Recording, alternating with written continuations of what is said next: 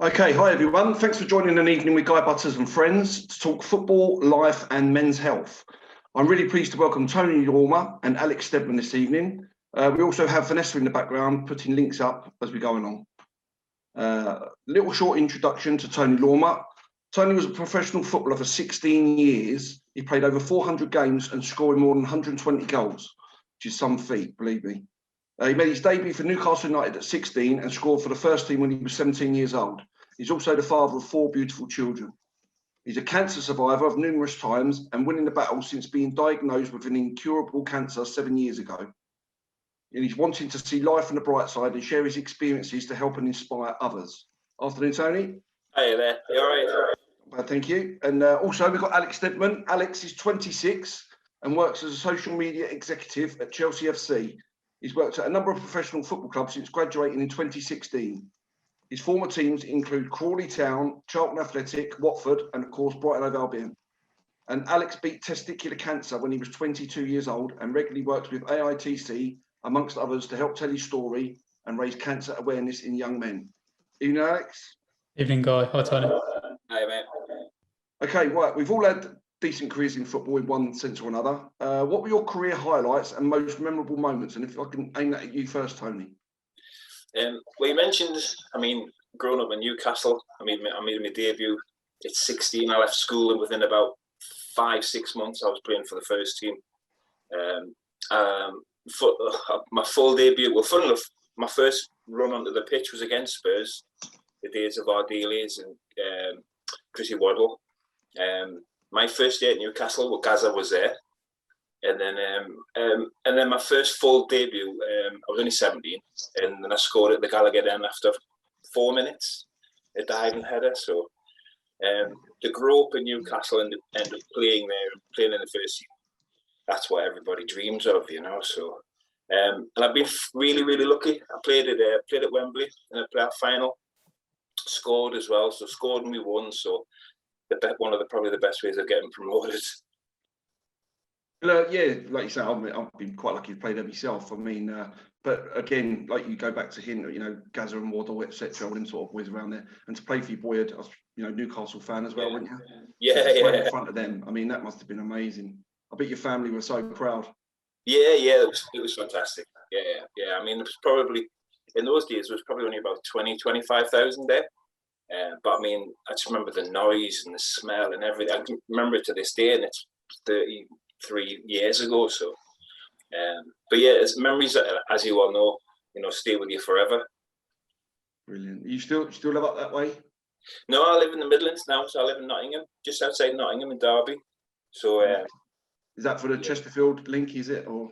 Yeah, but I left and I had about 12 years living in Lincoln, and then I came back to Nottingham, and I've got children. I've got 2 children in Lincoln and 2 children in Derby, so I plonk myself in the middle.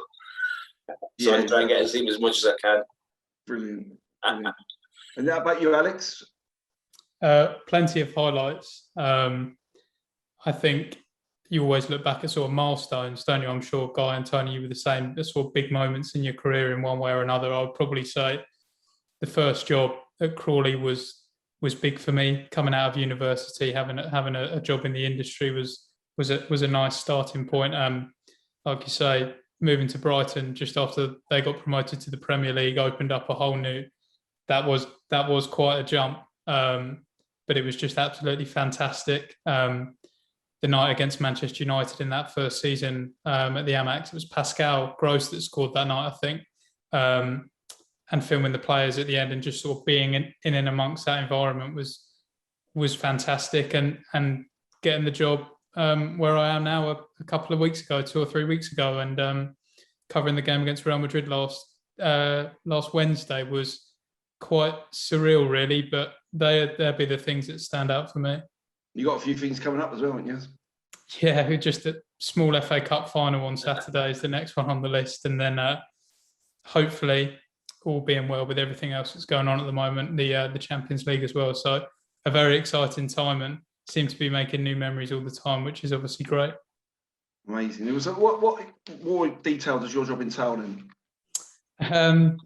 Reading all the fans' comments. No, running the Twitter and the Facebook and the Instagram predominantly for all the clubs that I've been at. Well, I was press officer at Crawley Town and sort of started specialising in social media once I moved to the Albion. And that is pretty much my focus at Chelsea now, is social media and trying to make people laugh and trying to remain impartial and trying to lighten the mood when perhaps results aren't going so well as well. Yeah, no, lovely, fantastic job. Mainly involves, like I say, populating the channels and keeping things updated, and certainly not short of things to update on at the moment. So yeah, it's been brilliant. So you are going out to the, obviously, Porto? Yes, touch wood. It's a little bit more accessible now that it's been moved. So that should be good in a couple of weeks' time. Brilliant. Yeah, like you say, we've had some decent career. I mean, obviously, personal highlight, same with Tony, making my debut. I think I was just turned 19, played against Wimbledon Football Club, obviously the crazy gang at the time. Yeah, what a debut to make that was. And literally before the game, there was a little bit in the press that I might be playing. I was subbed the game. Funny enough, I don't know if you recall the Vinnie Jones tackle on Gary Stevens. Yeah. I came in a sub for Gary, so I literally was waiting for a good 10 minutes, while he was getting treatment for his injury before I came on. And I think it was probably the worst bit, because if I'd have just came straight on, I wouldn't have had time to think about it. But it gave me 10 minutes to think about playing against the crazy gang, etc. And I sort of got a pre-warning before the game from their manager as well. Let me know what I was in for. So that was an eye-opener. But to and going back to what you said about Paul Gascoigne, I actually scored that game. He put a corner in and I scored from the corner. So it was a great day. Yeah, great feeling. It's a massive highlight of mine. And obviously, to even being told that he's being made a pro is unbelievable as well. Terry Venables as the manager, it's just a dream world. It just seems such a long time ago now, doesn't it, Tony? Tell me about it.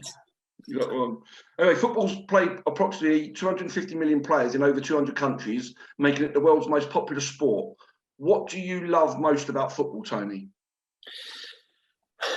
It was just a passion.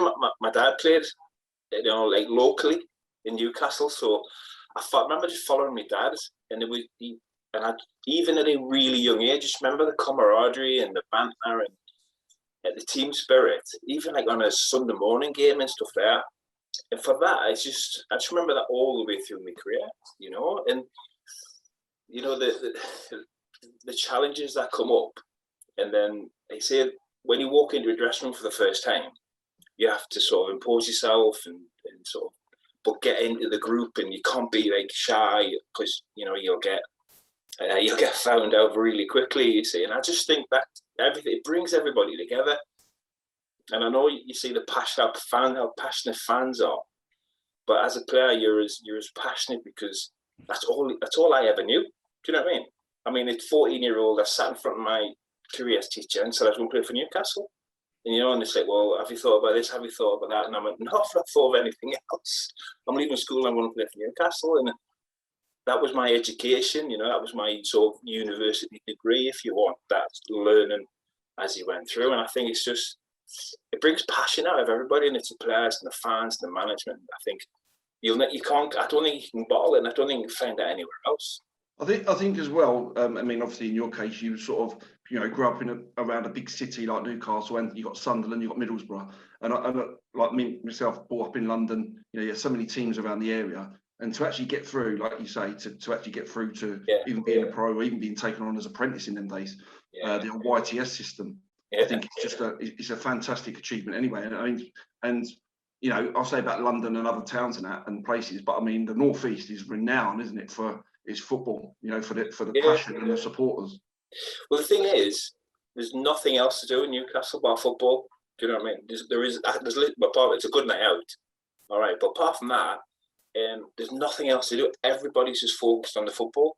And I know the rugby team have done well, and the basketball team have done well, but you would never know, and how badly the team's ever done.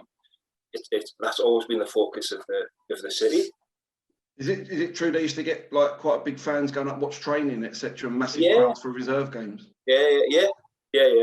I mean, I played in the Newcastle Sunderland reserve game, and there was police there to segregate the crowd. Mate, that's amazing. Yeah, it's amazing. I mean, I played the Tottenham Arsenal one in them days when it was youth team reserves and first team. So if the first team were away somewhere, you'd play on the pitch, wouldn't you? Against we played Tottenham Arsenal, and there was probably only 200 people watching. But like you say, to get police up there and have to segregate crowds, it just shows what the passion's like up there, doesn't it? Yeah, it is. Well, what about you, Alex? What do you love about football? Tony summed it up pretty well, to be honest. I think as soon as I realised in my early teens that I wasn't going to make it as a professional footballer, I think I say to a lot of people, my job is the next best thing, because you sort of touched on it earlier, but you're sort of with the team around in normal circumstances, you're around the team all the time. You travel with the team. It's that camaraderie, and because I've worked at different football clubs everywhere I've been, you get that sense of feeling a part of something, and I think when the team wins at the weekend, you really enjoy it. Almost the club you work for, you adopt it as if you're a fan as well. I don't think there's anything better than work at Tony, and you yourself with the same. You train all week, you want to win. For people like myself, it's working all week towards a game, building up to the game, and then winning at the weekend probably gives exact or similar feeling. I mean, like I said, Tony's probably said the same. When I was growing up, I mean, like you say, you had your Gazzers, you had your Chris Waddles. I mean, the following year I played with Gary Lineker. You know, you're like, it's just surreal. I mean, imagine now at Chelsea with the players they've got now. It must be a brilliant experience for you. Yeah, absolutely. At Crawley, it was surreal to a certain extent to be part of a professional. Even going to training every day was fantastic for me at a young age. And Brighton. Who was the manager there at the time? Was that Steve Evans? It was Dermot Drummey, the late Dermot Drummey, former Chelsea, and then worked with Harry Kewell. So when Harry Kewell came in, that was my job to liaise with him and help him settle in. And that was a challenge at a young age, because he's a bit of a character and a bit of a personality, and he's obviously been around a bit as well. So very famous face, but it was all fantastic experience. And then moved on to the Albion, and now Chelsea. Yeah, is fantastic. It's sort of surreal, but love every moment of it. Yeah, exactly. Like you say, I think for me, as Tony and you both hinted as well, it's literally, you know, the feeling of being around a team. You know, you feel part of a makeup, almost like a band of brothers. You know, and as Tony said before as well, you've got to be a strong character if you're in the dressing room with them sort of players around. You couldn't blink, really. I mean, we'll go on to that in a minute. I think we'll have probably all got some funny stories. But like you say, but just being, you know, I miss the fitness. I miss that little buzz that you get when you used to line up in a tunnel, you know, and you're sort of weighing up the opposition, and, you know, you've been training all week and working for that game on a Saturday and hoping that everything comes into practice. But, you know, you've worked on all week, and, you know, and that sort of going out and seeing the crowd and even the noise, and, as you say, the smell. You know, I miss that. I try and play vets football now, which, you know, I'm sort of, I don't know why my head's telling me what you're doing. You know, my body wants to, you know, it actually wants to get in certain positions. My brain's saying no, it's time to give up, I think. But even just being around that changing room, even now at this age, you know, 51, being around the changing room with lads again, and, you know, getting the smell of the deep heat and the liniment and all that sort of stuff is just brilliant. Brings back so many memories. Yeah.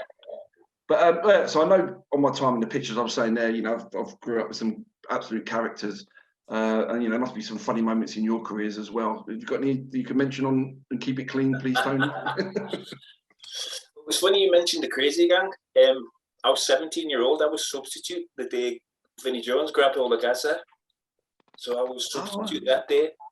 Was Joe Allen in that team as well? I don't think he played. Because there's another character, wasn't there? Yeah. I mean, there was a few.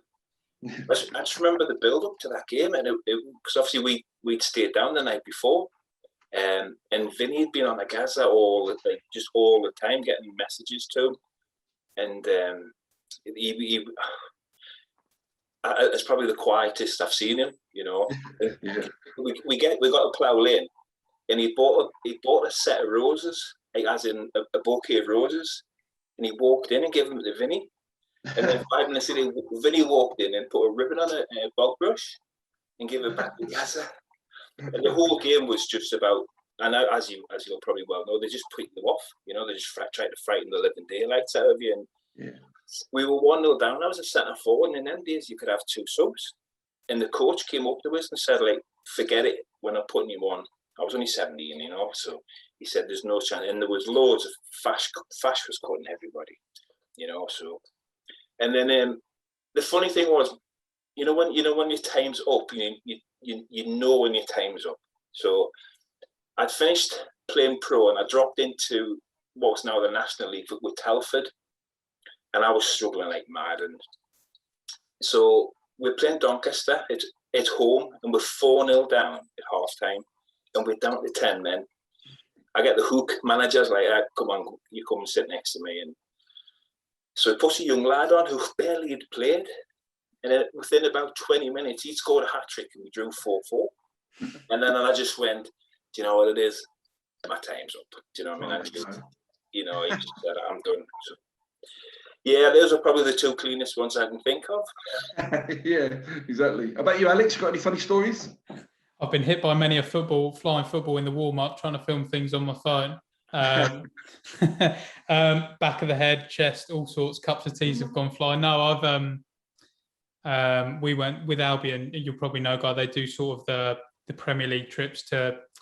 In the past, it's been places like India and America and bits and pieces. And went out to Washington in 2018 with Albion, and we took the seagull mascot with us because it was sort of a marketing trip, and played a bit of rock paper scissors, and basically I lost. So I had to dress up as the mascot at DC United, one of their MLS games. It was the time when the MLS was still being shown on Sky Sports. So sort of walked around the pitch before the game and during the game in front of the fans as the seagull, sort of the Icelandic clap, sort of really got involved, had a great time, thought, that's all done. Came back inside, took the seagull head off, and we went to get in the lift. And this was at the time Wayne Rooney was playing for DC United. And as we went to get in the lift, Colleen and the kids went to come out the lift. Wow. So the marketing manager that was with me quickly tried to put the seagull head back on, but you could only see out of the beak. And when he rushed it, he put it on at an angle. So Wayne Rooney's kids were standing there asking for a high five. And I unintentionally completely ignored him. And apparently Colleen had a big grimace on her face. So they always used to recall that story when I was back at the Amex. I bet that was hot over there, wasn't it? It was, and that was the worst thing. I took the seagull head off, and I thought I got through the worst of it, and I was sweating, and then he put the beak on sideways. So yeah, she wasn't best pleased because I gave the children the cold shoulder, so to speak. There was always the one, like you say, when we used to go for warm-ups, everyone used to try and hit the mascot in the head, didn't they, with the football, like, kick the ball at the mascot. Yeah. You'd be safe with me around. I was useless. But yeah, like you say, I mean, I've got so many stories. I mean, talking about Gaza, I remember the one when we played Millwall away at the old Den, and it was a really rough place to go, as you well know. And they used to have the tunnel thing that used to come out all the way to the edge of the penalty box to save you from being too near the crowd when you came out.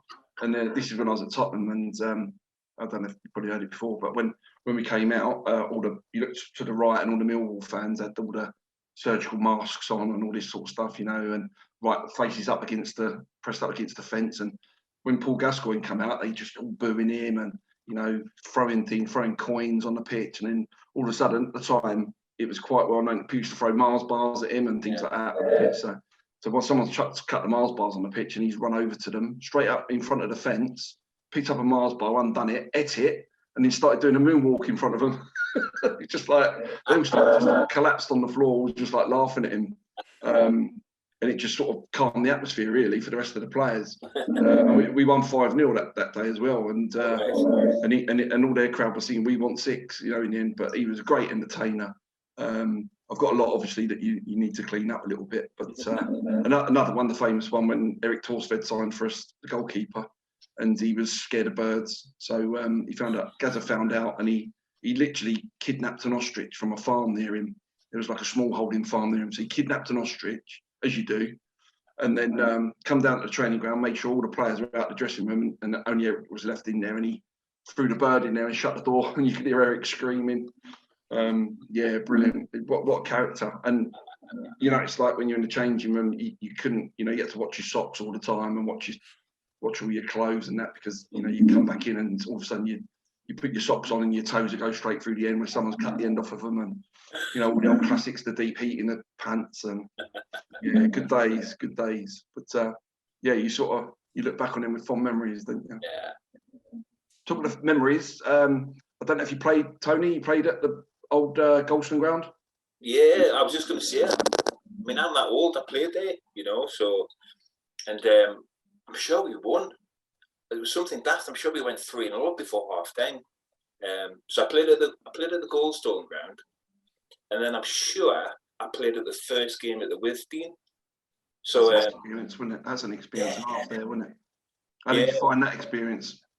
Well, it was your new home, you know, the club's new home, and it was absolutely chocker. I mean, it was first game of the season, so it was boiling hot. But obviously, it was just, I remember the running track and the stands being so far away from it was just a strange experience. We had a lad sent off after about 20 minutes. We got done 6-1.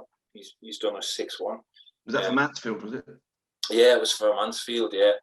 And it was funny because that summer we'd had an embargo against us. So literally the week before the Brighton match, we had 6 players. So we'd had like hundreds of trialists during the pre-season. So it was literally just it was a team thrown together. We hadn't been paid properly. We drove all the way down. We got battered, and then had to drive all the way back. And yeah, that's the worst in the world. I remember sat with the old, like, with the manager, who was an older guy called Billy Dearden, and he just sat in the bus, and we got halfway back, and he just like went, "I don't know what I've got myself in for here." That's confidence, isn't it? Yeah, I know. So we got done 6 off you, and then we had Forest away on the Tuesday night in the League Cup. How'd you get on? What, be 3? Oh, it's not too bad. You're getting better. Right. Yeah. He changed his mind after that. He weren't too bad. Yeah. But we won the second leg at home 1-0, so it gave us all a bit of a boost. But like you say, I mean, I missed playing at the current ground at the Amex, so I played at the Withdean when I first joined there, and I played there. I think I played a cup game for Gillingham there, and it was sort of changing in the porter cabins, and it was freezing cold. It was a night game, bitterly cold. I don't think they had any hot water, and you just sort of, you know, you remember that. And then when someone asked me if I wanted to sign for Brighton, you sort of think, you know, I must be mad. But no, it was. We sort of turned it to our favour when we played there. It was sort of more like a fortress for us because we didn't even want to play there, let alone the opposition, if you know what I mean. So, you know, like you say, it was, you know, you had the running track around it, and the away fans in the end, it was sort of, they were behind where they used to throw the discus. So, and then you got the running track.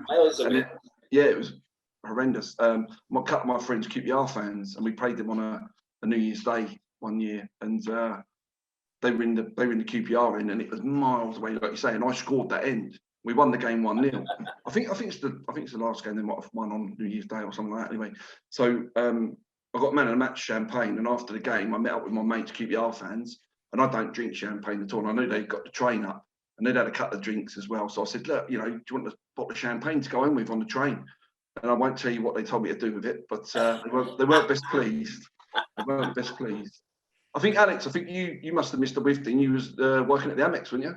Well, it's funny you recall the away end. I went to the away end once. I'm a Charlton fan, so Charlton played Brighton down in League One. Can't remember what year it would have been, but I remember it was a Tuesday night, and I went with my dad, and we drove down, and I remember walking sort of behind the tennis courts and sort of down the stairs into the away end, and it was really, really foggy, ridiculously foggy, actually, thinking back to it. And you mentioned the distance between the stand and the pitch.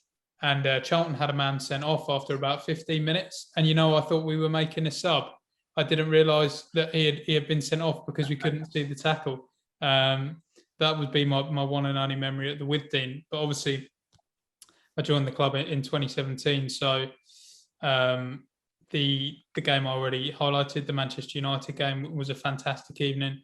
The game when they beat Crystal Palace 3-0, I believe, when Florian Andone ran the pretty much the length of the half, wasn't it? And and they were 3-0 up before half time. That was a fantastic evening.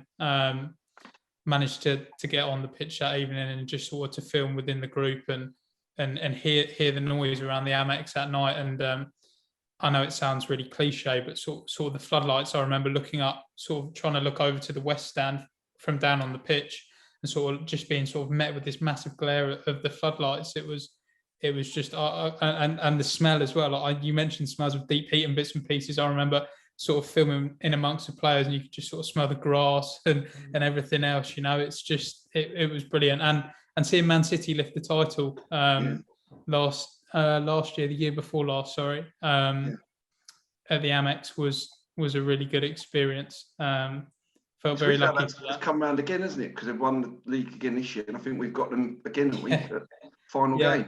Absolutely, yeah. No, it was. I remember saying to my colleagues at the time, we feel quite lucky almost to sort of see that firsthand pitch side, and I think quite a lot of Brighton fans actually stayed behind that day after the game as well. I think it was Bruno's last game as well, so Bruno did a sort of tribute for his retirement, which was really nice, and it was good to see Albion fans stick around and watch City lift the trophy too. It was a good day all round, and like a mutual nice respect between the two sets of fans, I think too. Exactly, I thought it was brilliant. Yeah, I actually I'd done some stuff in a corporate thing, and I sort of was talking to a lot of Man City fans, and I said to them, who do you think, if you could name one person, one player who you think has changed Man City's fortunes for when they were in the sort of the lower league, you know, if you could pinpoint one era and pinpoint one player, who was it? And they all sort of say, for various players over the years, etc., etc.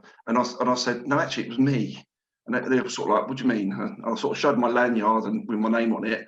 And I said, I was the fellow who missed the penalty in the playoff final against Man City at Wembley for them to go up. And then they went up to, I think it was the Championship at the time. Then they went up the following season as well into the Premier League. So if I'd have scored that penalty, who knows? They might not have gone up, and they might have just sold all their players, you know, one of them things. But of course, as soon as they found out it was me, they all sort of like wanted to buy me drinks, etc. Which, so it wasn't a bad little thing.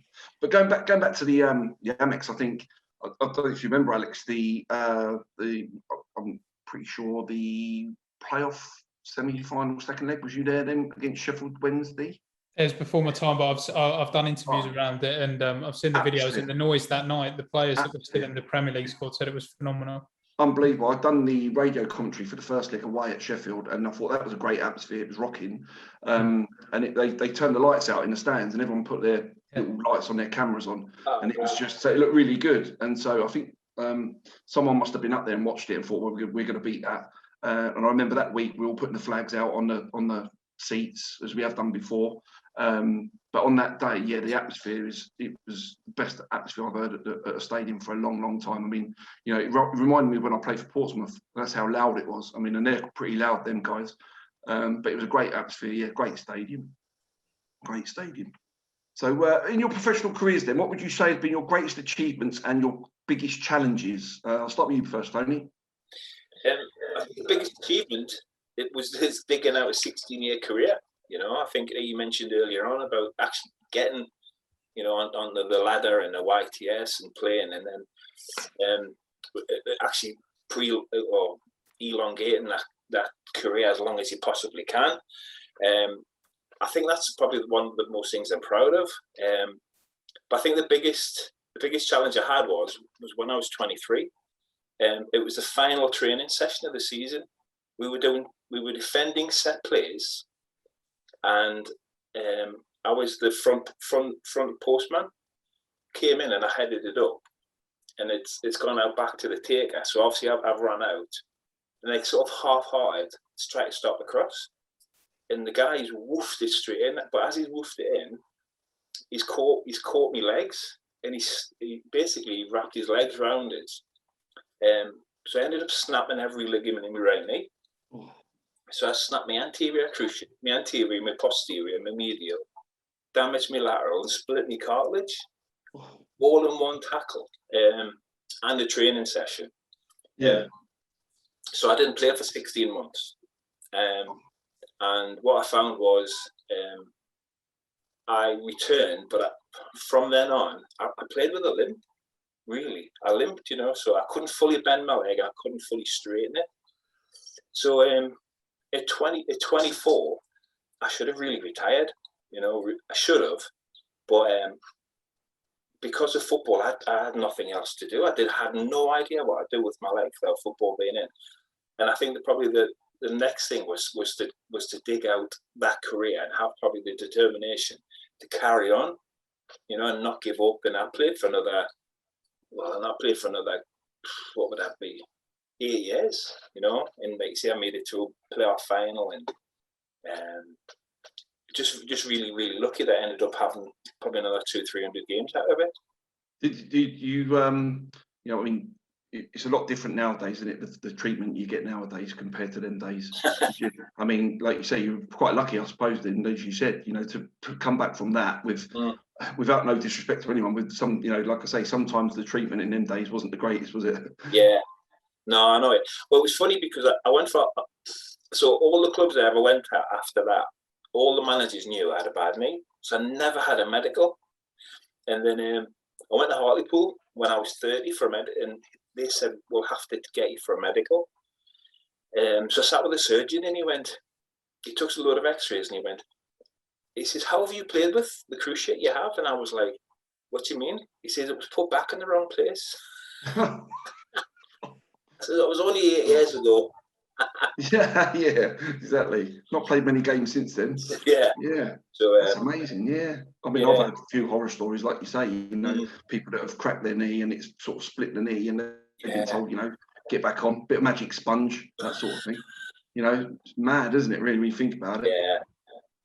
Well, we had a spate of cruciates at Lincoln over about an 18-month period, and one of the lads snapped his cruciate during the match and got sent back on to try and run it off.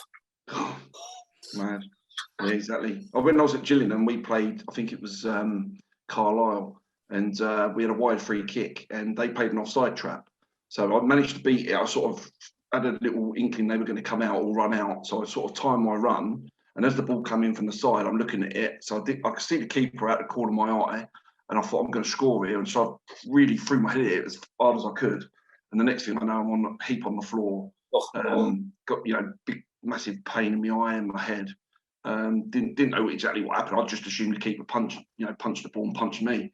On the Monday, there was a photo in the local paper. He'd punched the ball, but his head had gone through and caught me in the eye. And there was a picture of on contact, and my head was bent round my face was sort of bent round his head. Anyway, but so physio came running on, and sort of like, you know, they give you a little bit of smelling salts, how many fingers am I holding up, and get on with it. And I literally run around for probably 2 or 3 minutes, and I just thought, I can't go on. Yeah. My head was pounding. So they literally took me off, put me in the physio room, got an apprentice to just keep an eye on me, just to make sure I didn't go over or anything. And that was the treatment. And then I went home. Next day, couldn't open my jaw, couldn't do anything. And I was going to come in and train on the Monday, and I don't know why, I was a pounding headache, and I just said to the physio, look, killing me, you know, it's really, really hurt my head. And we had to go and see the club doctor, and he put his finger right on the bone bits of my eye and said, I don't feel right, get yourself up they give you some sort of, you know, a specialist 2 or 3 a year, didn't they? So I went to see a specialist. Yeah. He took an x-ray, and it cracked the bones on the top and below, and I had to have plates put in.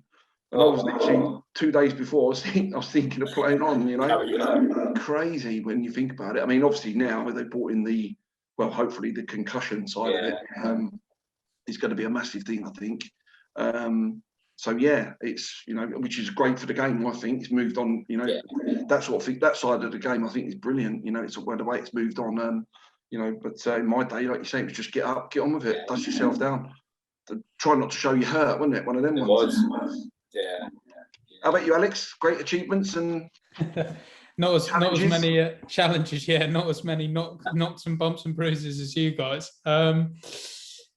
Challenges. I think in my field, a lot of young people and graduates will tell you that you have to be prepared to work essentially for free for a little while, volunteer, get your name out there, try and get yourself known. I started that at 16, so that's 10 years ago now. And I would say that now I've reached, you know, a level where when I was at that age, if you were to turn around and say to Alex, what do you want to achieve in your football media career, I would say, well, you want to work for one of the top teams in the country, if not Europe, arguably the world. But that 10 years has taken a lot of traveling, a lot of late nights. Before I was old enough to drive, a lot of late night pickups from the last trains home from the station. So I owe my dad a lot a lot of gratitude for that sort of thing, and just be prepared sometimes to be told no, or to be told no, thank you. I mentioned Crawley at the start. I started my university course in the middle of 2013, and a couple of months into the course, the lecturer said, "I'll email around a few local football clubs in the area." And I knew of Crawley, but I didn't really know anyone there. And I said, "Look, I'll be after some work experience, or anything you could offer me would be fantastic." This would have been about October or November 2013. And the media chap, Bruce Talbot, who you might know, Guy, now actually works at Brighton, emailed me back and said, "We haven't got anything at the moment, but we'll keep your details on file." And then in April 2016, a couple of months before I was due to graduate, he emailed me completely out of the blue and said, "Would you still be interested?" But if I hadn't sent that email in 2013, that would never have happened. And when you talk about milestones and big achievements, getting the job at Crawley Town was a big one for me, because it was a foot on the ladder. So the challenges would be to keep persevering. It's like life, isn't it? It's like life and everything else. And I'm sure we'll come on to it later. It's about persevering and being confident and being able to be knocked back and assess and sort of and try and improve and learn and keep the passion there. 100%. I'll take my hat off to you, because, like you say, I'm in and around sort of young people at the moment, and it's even if it's in a football environment, and the amount of times the head goes down and they just feel that the world's against them, and they, the easiest thing in the world is to give up, isn't it? But to carry on persevering, as you say, I'll take my hat off to you.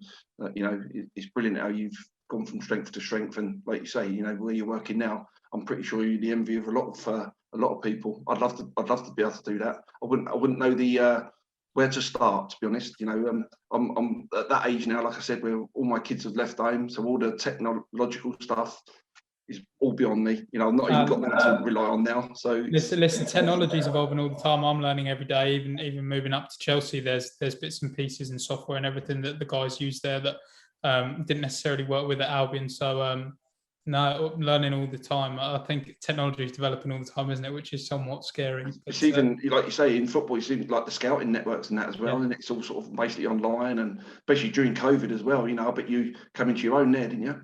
Yeah, that was it's one of the challenges this time last year was when I was at Albion, was we sat down and we said, right, well, in the nicest possible way, this is probably the best time to get all of our stuff viewed. The fans there was a real thirst there, wasn't there, for any sort of football content. And that's topical, and it goes back to the question that was a massive challenge. No one's worked through anything like the last 12 months before. So from a media perspective, it was, well, there's no football. What do we do? Because especially you guys will be the same in my industry as well. It's like at Chelsea, for instance, we're now planning for Saturday, and then we'll plan for Tuesday, and then we'll plan for next weekend. But as soon as that sort of fixture list goes, you are a bit, what are we working towards? So that was a massive challenge as well. Yeah, we were trying to do online, like fitness sessions and things like that. It's near enough impossible. You don't realise how much you rely on going out in the fresh air and actually doing stuff on a football pitch. In the end, we were having to show games from the past and just getting everyone to sort of, look at where people go wrong on the pitch, or positives and things that people did. We were struggling in the end because it went on for so long. I'll take my hat off to you. Honestly, I don't know how you do it. To keep it relevant and to keep it fresh, do you know what I mean? It must take something, but like you say, you've got it, mate. You've done all that. That's what you do all that studying for. Do you remember? There's a lad called Smudger. He was a young lad. He sort of he was associated with AITC, and I got him to. He asked me one day if he could just listen into one of the games, in the press box, and listen to the way that the commentary is. They do stuff over the radio, etc., and on the telly. And I think just through doing that, he sort of, as you say, you get a little link with someone, you fire off an email here, there, and everywhere. And I think he's doing the commentary now on the EA Sports. I think he does that side of it now. The commentary for the virtual games, which is amazing. He's how he started off. Brilliant. That is what it takes, isn't it? Exactly. It's, who you know, not what you know sometimes. And again, like you say, just firing off emails, just being in people's faces a little bit. Just fire off 10, 15 emails to everyone. You might get one answer. Yeah, no, exactly, and certainly in my case, that was all it took. And no, definitely, completely agree. Okay, right. We've spoken about the challenges on the pitch, but we all face personal and health-related challenges off the pitch too. 1 in 2 people will develop some form of cancer during their lifetime. And in the UK, the 4 most common types of cancer are breast cancer, lung cancer, prostate cancer, and bowel cancer. The positive message is that 90% of cancers are treatable if caught early. We're here today to talk about football, but also men's health, and cancer is something that we should all be talking about. I think it's vital that we talk about health and seek support when it is needed, because you can never be too safe. I've known a few people that have delayed going to the doctors because they think that it's something that will pass, only to find out that there'd been something wrong. And thankfully, they've managed to catch it in time. My dad himself, I mean, he's in his 80s now, but I remember a few years ago, he had to be nagged to go and see a doctor. He had some troubles inside his chest, etc. And when they investigated, it turned out he had an aneurysm in his lower chest that could have burst at any moment. And I remember in the bed the next door to him, a fellow had been in a car crash, and he had a similar aneurysm. But if he hadn't had that car crash, they said it could have been any time could have just burst. So it's amazing, isn't it, really? But of course, obviously now we're going on to the health segment. So obviously, Tony, you know, you've had your own journey with cancer, and can you tell us why you've chosen to share your story? Yeah, I first got diagnosed 7 years ago. 7 years ago, I got diagnosed with follicular lymphoma. Never heard of it. Never heard of lymphoma. The year before, I lost my mum through cancer. So it took 3 years for cancer to kill her. So it was really strange because I was working as kit man at Chesterfield Football Club, and I had a lump on my neck about the size of a pea. And it never got any bigger. It wasn't sore. I had no symptoms. And it was funny because I'd seen the adverts about obviously early detection, and I even way back like 7 years ago, and I seen the physio, and the physio was a teammate of mine, so I knew him quite well, or very, very well, and I was close to him. And I just sort of said, like literally, I thought, I'm just going to say something. And I said, look, I've got this lump on my neck. I said, I'm not sure what it is. It's not even really that big, but it just doesn't seem right. And we had that. It was on the Monday, and on the Tuesday night we had a home game. And he says, well, we'll speak to the doc when he gets here. And it was really strange because the doc went, I don't know what it is. It doesn't seem sinister, but I'd go see a GP. I went and see my GP. And literally, it was like all the way along. GP went, doesn't look very sinister. I don't know what it is, but I'm going to have to refer you to the hospital. I went to see a consultant. He said exactly the same words. And then he went, but we'll send you for a scan. So I went for a scan. And I was having a scan, and the guy was doing like an ultrasound scan. And he says, looks all right. It's not a weird shape. He says, I tell you what, we'll do a biopsy. I'll do a biopsy, and that's covered every base. Took a biopsy, and he says, you'll get a phone call in about 2 weeks. So 4 weeks later, I'd still not heard anything. I get a phone call, and obviously they don't give you results over the phone. So it was like, can you come back to the hospital? So I said, well, look, I'm working, but I'll come back. Can I come back in the afternoon? And I went up and seen the consultant in my training kit, so blasé. I had no symptoms, and he just went, you've got cancer. And I was just like, and I probably had a 20-minute meeting with it, and only words I remember was cancer and radiotherapy. The rest of it was just a complete blur. And then, so eventually I had radiotherapy, and that sort of went, and I was clear for 4 years, and then it came back in my mouth, and I had another lump on my neck. They were sorted out, and then I had another lump on my neck about just over 2 years ago now. In fact, almost 2 years to the day, I finished my radiotherapy for another lump on my neck, which had got quite big. And I had about about 4-6 week period of where I was all clear, and then literally out of nowhere, it just exploded in my neck. So my neck was probably out here, and I was having loads of problems with my stomach. So I had to go through the PFA to have a private consultation just to see what was going on in my stomach. He put a camera down and just went, he says, how long have you had the tube? Well, first thing he said was, does stomach cancer run in the family? And that killed my mum. And he said, as soon as you he says, I found a tumour. So I had cancer in my stomach as well. And then that's led, like, for the last 18 months, 2 years, just to have it's been a horrific journey. They couldn't find a chemotherapy to keep it under control, and then I got sent to Sheffield for a stem cell transplant. I mean, that was horrific, but that still didn't get rid of everything. I finished a stem cell transplant, and I had to go for radiotherapy. And then December 2019, a consultant signed a form saying I wouldn't live for the next 12 months.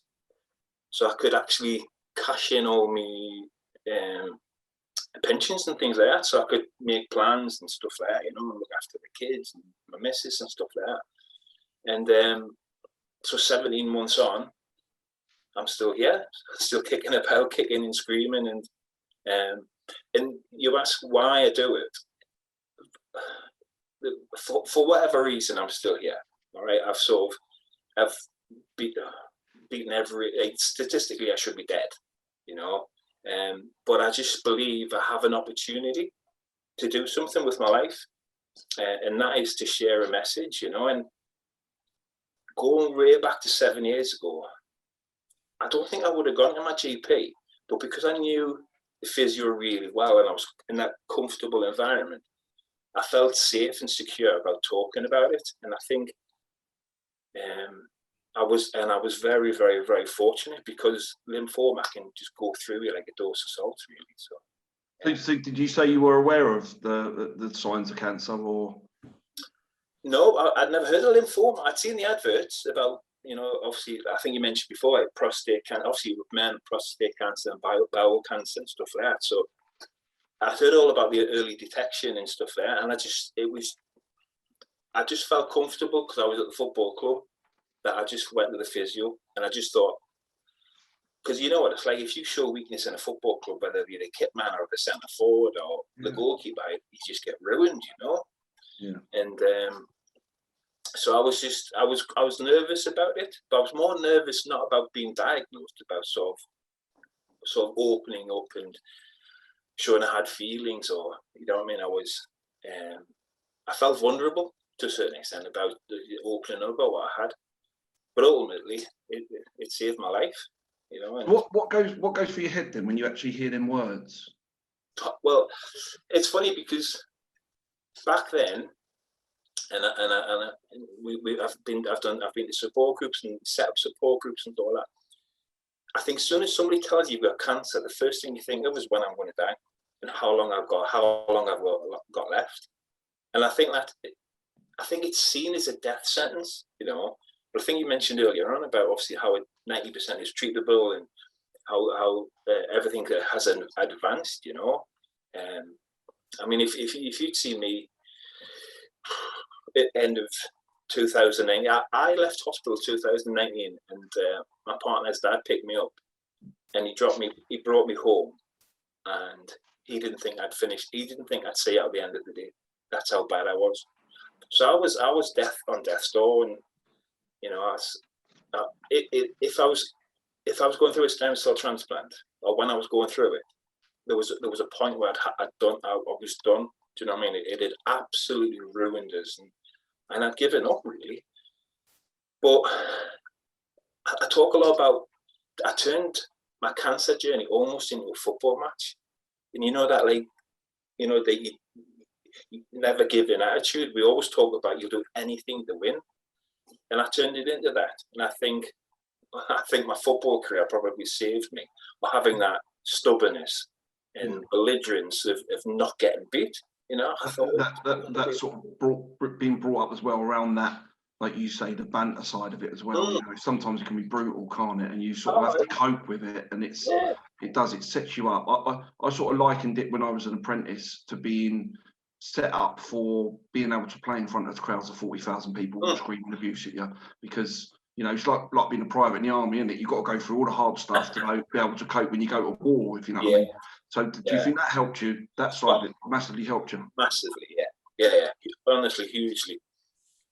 Because, like you say, I mean, like at 16-year-old, you're thrown into the deep end and go and run out against Tottenham Hotspur in front of God knows how many thousand people on a December afternoon, you sink or swim, you know. You find out a lot about yourself, and for whatever reason, I just had obviously a couple of ex-wives have called me stubborn, which I think has probably helped me and kept me, you know, alive to this day. And I think I've done a few challenges, and all the challenges I've done, I've turned into like a football match.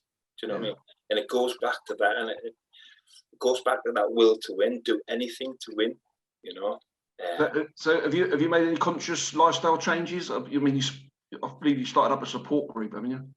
So yeah, so one of the things I did was I wanted to help people.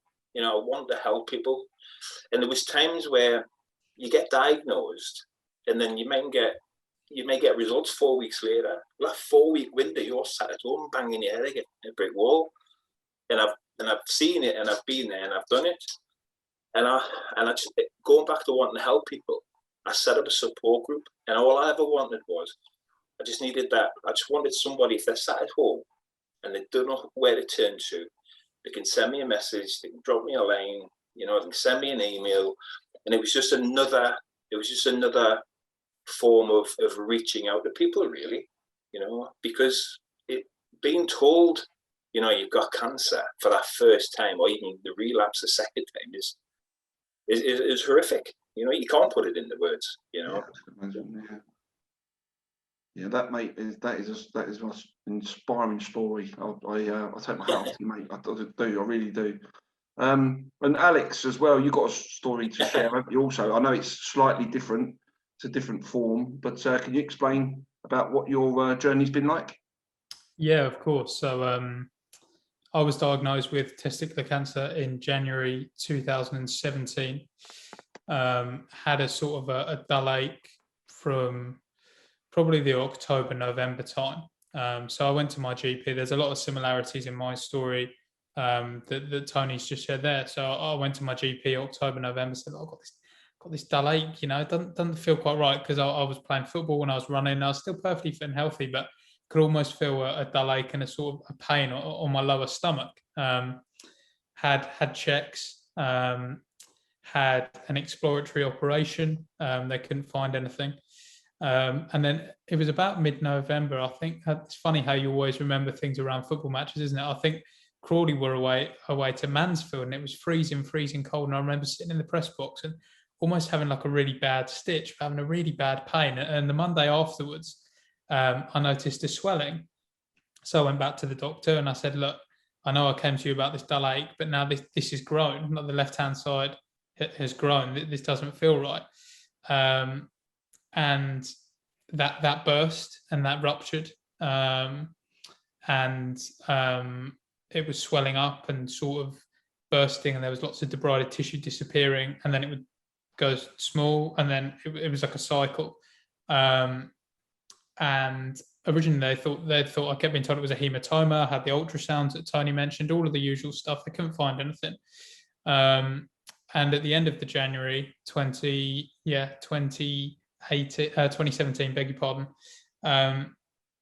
it just completely ruptured. So the left-hand side, my testicle completely ruptured. They took all the debrided tissue away, and I was discharged from the hospital on the Monday, and I felt absolutely fantastic. I thought, there's no swelling, you know, I've lost a testicle, but I feel fit, I feel healthy, and I was in the gym. And my surgeon rang me, he said, where are you? I said, well, I'm just in the gym. Sort of took him by surprise, I think. He's back up and exercising that quickly.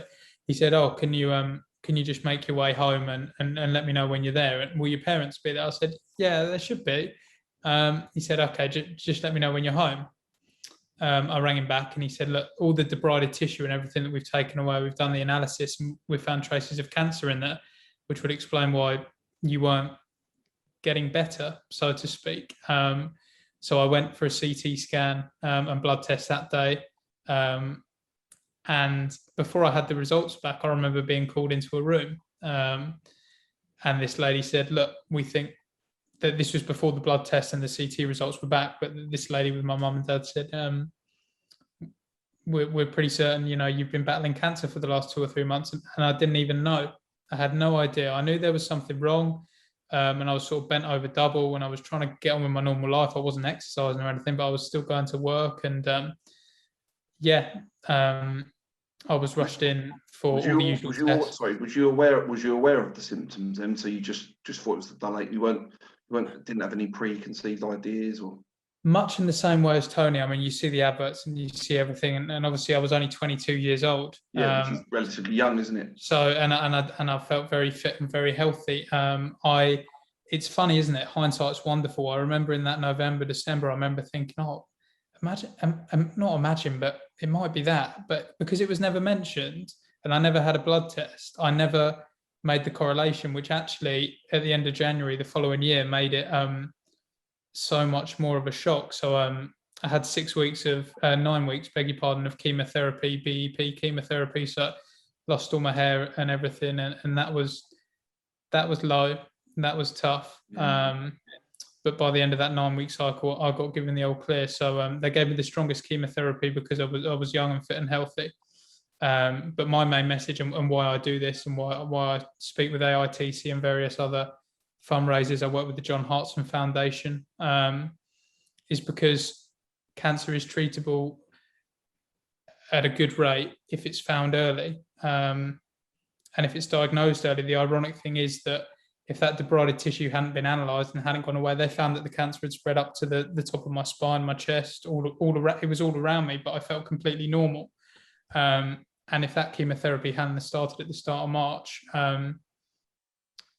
it wouldn't have been good. I remember speaking to the surgeon and the consultant at the start of the February, and I basically just laid it down to him. I was quite emotional, quite scared, and quite worried. I said, "Will I see my 23rd birthday, which would have been the December?" And he said, "We can't tell you that at the moment. We need to see how the chemotherapy works." And I thank God every day that it did.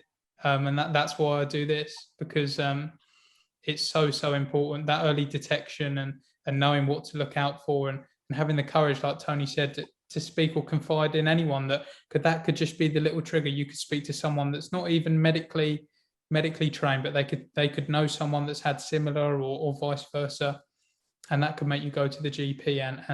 And that, in a roundabout way, I know that didn't happen to me, but the timescale thing, it saved my life. I mean, like you said there, I think it's 95% of testicular cancers can be treated successfully if caught early. At the moment, there's some stuff in the chat room there that Vanessa's put on there, telling them about the signs and symptoms. But I mean, you're roughly about the same. Make me feel old, but you're roughly about the same age as my son. I couldn't imagine what would go through his head at 22 if he was told that he, testicular cancer. What went through your head? What was the treatment like as well? It was very daunting. So I was working at Crawley at the time, and I know Ewan Roberts, you guys, the Welsh striker, through a family friend, and I let him know. And I was sitting in a hotel the night before a game, and I got a call from John Hartson, who's obviously been through all of the treatment and bits and pieces, and we started fundraising. And I sort of put a little message on social media. So I've just had a random call from John Hartson, and clubs all around the country donated shirts, signed shirts. That gave me a focus to sort of collect the shirts, and they were subsequently auctioned off for charity to raise money around research and help and support for people living with cancer. What got me through it? I'm an only child, so it's me, my mum and my dad. We've always been very close. I still lived at home at the time. And so it's funny how Tony said about treating it as a football match. I sort of planned my treatment around the thing that I found that helped me cope was planning the treatment around a Crawley fixture list. I thought, well, I'm not going to be well enough to go to that game, but can I be well enough to go to the game in 2 weeks' time, and setting myself little goals and not beating myself up too much if I didn't feel up to it. And just it's so cliche, but just take it one day at a time. Relied on my friends and my family, and just kept focus. I'm not sure how I did it, looking back at it now and retelling my story. What was the routine of your treatment then? How does that go day to day? So it was 9 weeks, and weeks 1, 4, and 7. So the beginning of each 3-week cycle were 3 days a week, really, really intense, 9-10 hour days. And weeks 2 and 3, 5 and 6, and 8 and 9 were just little top ups 1 day a week. So by the time we got to the third week of the cycle, when you started to feel okay again, the next long week sort of knocked you back down. And it was very intense. Like I mentioned, it was the strongest stuff, one of the most intense rounds of chemotherapy. And it was difficult. I think it's not immaterial, but my appearance was a big thing for me. So I put on a lot of weight. I lost all my hair. Invested in some caps that I hadn't worn much before, and a couple of smart ones as well, like someone out of Peaky Blinders, and just sort of just got through it the best I could in the best way. How are you now? Is it changed your outlook on life? Is it your lifestyles at all? It's completely changed. I would always like to think I was quite a grounded person, and I consider myself very lucky to have had a big life lesson at a very young age. And sometimes that helps to put things into perspective, perhaps when I'm sad or I'm angry, or just sort of helps to refocus. And perspective is the key word. I think when you go through something like that, it's impossible for it not to have a lasting effect on you. It's sort of sights, and I'm sure Tony, to the same smells. The smell of us, I can still smell and taste when they put my first jab in of the chemo. I can still taste it on the back of my throat. I still remember the cold sensation. I remember the smell of the waiting room. It never leaves you, but it's a driving force for everything that I do and everything that I'm doing with yourselves and the other people I work with, because I want people to know that it's okay, and to know that you can get through it if you take the right preventative measures and you're aware of it and you know what to look out for. Excellent. Again, another inspiring story, mate. Like you say, brilliant. I've got a question to both of you. Why do you think some men find it difficult to talk about their emotions and health issues, and actually, make the decision to go to see their GP? And I'll start with you first, Alex. I think maybe some people perceive it as a sign of weakness, or there's a saying that ignorance is bliss, right? So if you have a pain or an ache or something, you just ignore it. I think that'll be all right, or you try and do something else to occupy your mind. I think it's especially, a lot's been made over the last 12 months in general, hasn't it, about talking and reaching out to people, and it's exactly the same with health. And when it comes to that sort of thing, I think sometimes people are afraid. I know certainly that back in that October, November, December, if you had told me what was on the horizon, I would have been scared stiff. And if you had said, look, you're going to need to go to the GP because this is what's going to happen, you might almost put it off, but it can save your life. Tony? Well, I think, I'll echo what Alex has said, and I think you mentioned something before, Guy, about like, when we used to play, we wouldn't show that we were hurt, or there was, I think you mentioned before, Alex, about sign of weakness. We've talked on that quite a lot, and I think, Guy, we're the similar age, and I think back in the day, you brought up, you don't talk about your feelings, you don't talk about, I don't feel too good, and something's not quite right, and you sort of like, you would put a front up and just try and get through it,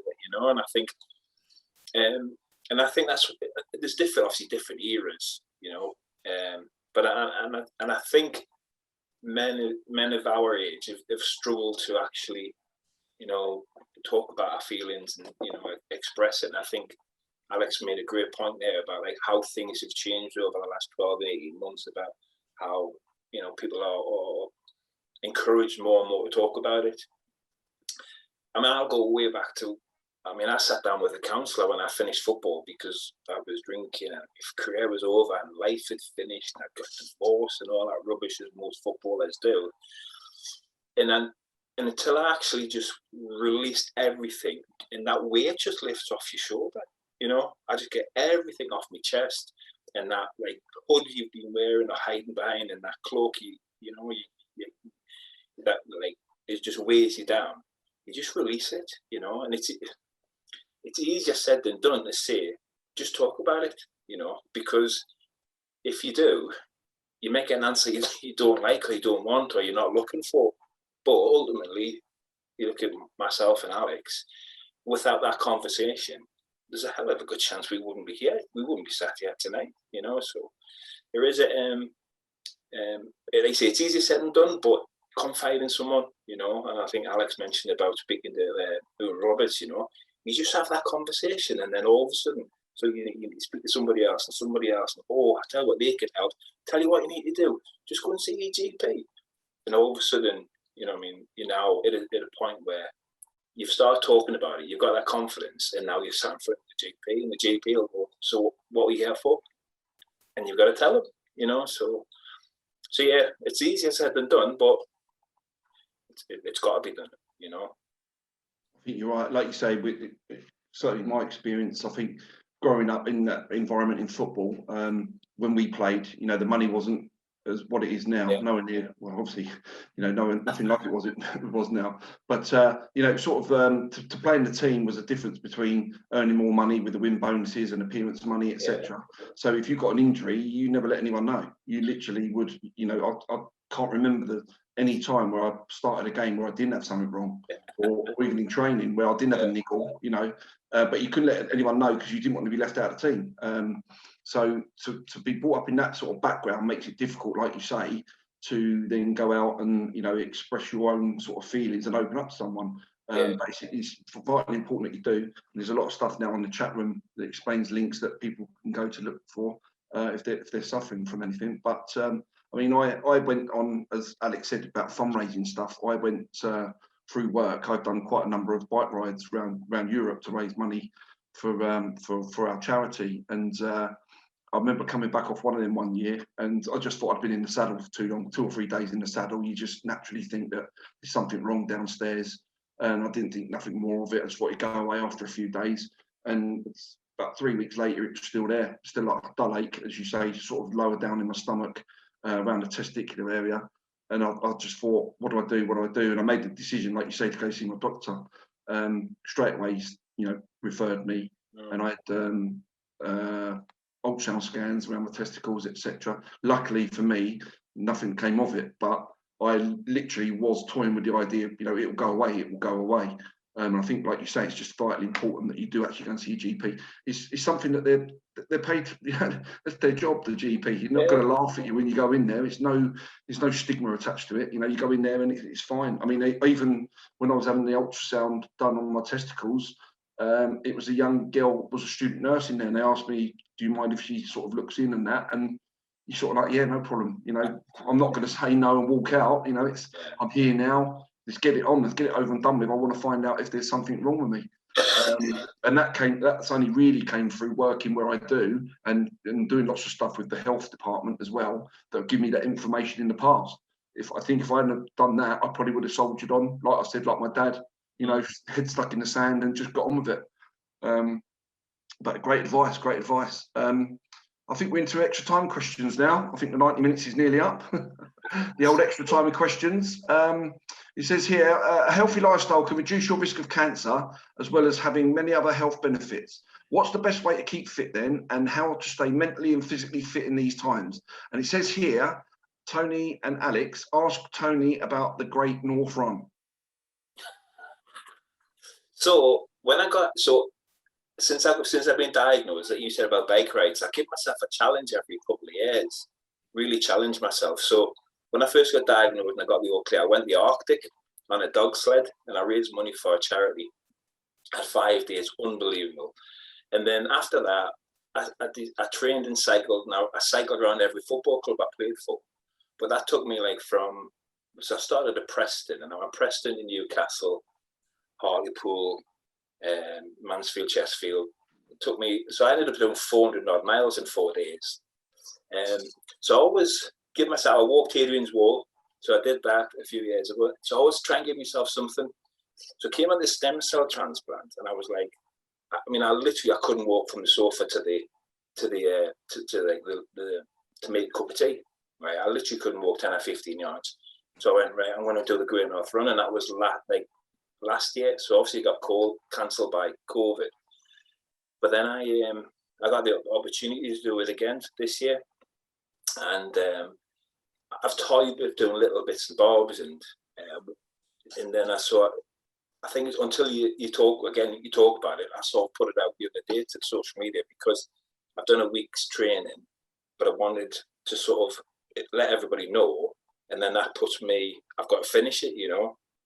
So so I've signed up for the Greater North Run. I'm doing couch to 5k at the minute. I'm on week 2. I'm just on 18 stone, so I've got another 2 stone at least to get shot of. But as you guys will know, if you're going into doing something, you want to do it right. So I'm going in with the mindset I'm winning the Great North Run. I'm not finishing it. You know what I mean? I want Brendan Rodgers on that Sunday morning to go. Seems to be some big fat lad in the lead. You know what I mean? Pushing the Kenyans out of the way. And that's the mindset you go into. You know, but you know, it's a challenge. You know, it will be a challenge. You know, I'm still popping the Bruffins. And then what was it? So yeah, but it gives me a focus. It gives me something to do. It gives me light at the end of the tunnel. You know, it gives me something to channel all my aggression and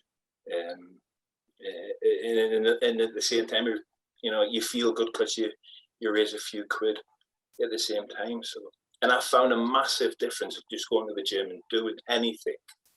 Just gives you that release, you know, and mental health. And I know I've taken up a lot of time, but one thing that I found out over the last few years, I give myself one job a day that gets me out of the house, and I give myself one job a day that sort of gives me that warm fuzzy feeling inside, you know. So, and I do that every day. So every day I'm out of the house doing something. And then the other thing is, you know, I'm doing a couple of courses. You know, I'm trying to do a counselling course. You know, so I give myself something to do. I sort of program myself for what I need to do and how I'm going to do it. I think you might be right. You know, if you're allowed to do the great self run on your bike, mate, I think you might be at the front. I'll keep an eye out for you. I can't drive 13 mile at the minute. Never mind run it. Well, I've done the Great South, funny enough, and it's around Portsmouth. And Right. You end up along the seafront, and it can get quite blowy when you're doing it. So it's, but again, running around there, a lot of people that you know, and it's great encouragement for you. Yeah, and it's a great way to, like you say, to raise money, and also, like you say, to keep fit. Sometimes the old bit of aggression comes out from the old football days when you see one of your mates urging you on, and you want to go away. Why don't you do it as well? You know, that sort of thing. Yeah. But, about you, Alex, it says on the chat room something about the I360 bike balls challenge. Yeah. So I would echo what Tony said. Yeah, we did. Albion did the Amex to the I360 bike ride, didn't they, to raise awareness for testicular cancer a couple of summers ago, and that was a fantastic event. I think anything that, like you say, Tony, that gets you up and out of the house. I mean, since I started the new job, I have a little bit less time on my hands, but I always try and get out for a run or a walk every day. Sometimes both. I've been off today, so I went for a run this morning and a nice long walk this afternoon. And I think it just helps sometimes to clear your head. I don't go with anyone. I just sort of go on my own, and I think it gives you time to reflect. That's really important. I think the last year has given lots of people time to reflect. I think things like the bike ride gives the opportunity to raise awareness of testicular cancer. I've done a couple of half marathons for the John Hartson Foundation that I mentioned that helps raise money for awareness for testicular cancer and other cancers as well. And I think all of those sorts of events are really nice, aren't they? Because you have a mix of raising awareness, coming together for a common goal, and sort of a band of brothers thing that we've mentioned anyway. And you also know that it's good for your body as well, and it's good for your mind. So that would be the main things from me. Can you explain to Tony when you mean by the bike balls, what they were? We'll keep it clean. They were literally what it says on the tin. Little glowing testicles that everyone popped on their bikes, didn't they? And it was put it underneath the saddle. So underneath the saddle, wasn't it? And it was at night. Of course, you've jogged my memory. Thank you, Guy. Yes, it was at night, and it was a really good evening. Everyone set off from the Amex down to the I360 with all of the sort of bike lights in tow. So a really lovely evening and a lot of worthwhile time. And like you say, raises a hell of a lot of money for good causes as well. Exactly. Brilliant. Absolutely. Brilliant. Like you say, I mean, there's in the chat at the moment, there's lots of useful tips on there on the NHS website, lots of links about how to be happier, obviously 5 ways to well-being, and also obviously AITC, anything that they can help with as well. I mean, physical health, you get the health benefits from physical activity. It's a lot easier than you think. At the moment, I've been under the doctor. I've been having a few issues myself, and basically I've got a dog who, to be fair, has been quite quiet tonight. I'm quite pleased. But he just said, you know, like, take him out a couple of times a day, but just do a little bit quicker than what you normally would. You know, normally just go out for a stroll with the dog, etc. But just pick up the pace a little bit and get the heart going a little bit. You know, just get yourself a little bit of exercise, and it's quite simple to do. Just find yourself something, you know, that you literally enjoy and can easily build into your lifestyle. You know, go for a walk, like you say. Lots of stuff now on the telly, isn't there? You know, with these YouTube stars, etc., doing little workouts, 5-minute workouts, etc. You know, obviously the better weather's coming on now, lighter evenings. Maybe get yourself out a bit later in the evening when you get home from work, if you work. And I just think it just helps to keep your stress levels lower. Like I say, there's lots of links in the chat room there. Healthy lifestyle support, neighbourhood health squads. If you'd like to visit www.albioninthecommunity.org and go to the health section to learn more about the free community health programs. There's lots of advice as well from the NHS. If you search NHS Live Well, you can email health@albioninthecommunity.org.uk as well if you like any healthy lifestyle supports. So there's lots of stuff that you can do. I think if you have disability as well, or long-term health conditions that make accessing those opportunities more difficult, or you'd like support, get in touch, like I say, and there's lots of organisations out there, all in the chat room, www.possibilitypeople.org.uk. They can give advice on a range of subjects. If you've been diagnosed with cancer, AITC specialist activity coaches are there to help you. Brighter Outlook offers free specialist support to help you get active, stay active, and feel good through cancer and beyond. Vanessa is sharing a PowerPoint presentation on there now. We've heard some powerful stories today about the importance of looking after our health and knowing and speaking about cancer. Make sure, it's very important that you go as soon as you feel any of the symptoms that we've talked about today and that are associated with cancer. 9 times out of 10, it's probably nothing, but it's better to get checked out and reassured than leaving it too late. Signs on the screen there, if you've got bowel cancer, symptoms to look out for include blood in your poo, lucid poo or a persistent change in bowel habit, pain or lump in your tummy, a feeling that you haven't emptied your bowel properly after a poo, weight loss for no obvious reason as well. Prostate cancer, the symptoms to look out for include difficulty or pain in passing urine, you passing more urine than usual, especially at night, any blood in the urine, impotence or erectile dysfunction, or again, unexplained weight loss.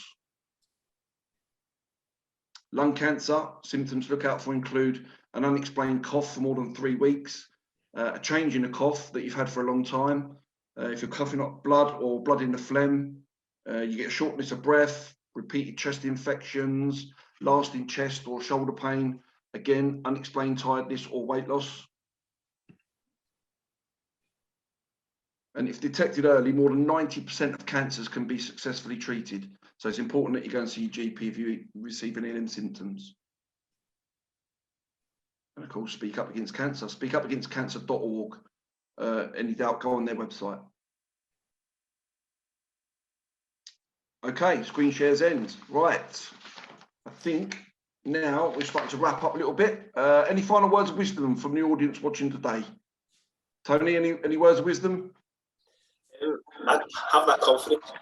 You know, have that confidence to have the conversation. You know, and it's fairly apparent. You know, that having that conversation start opening doors and gives you the confidence. You know, and then ultimately it could save your life. Alex? Yeah, exactly the same as Tony. Don't ignore it. Don't be afraid.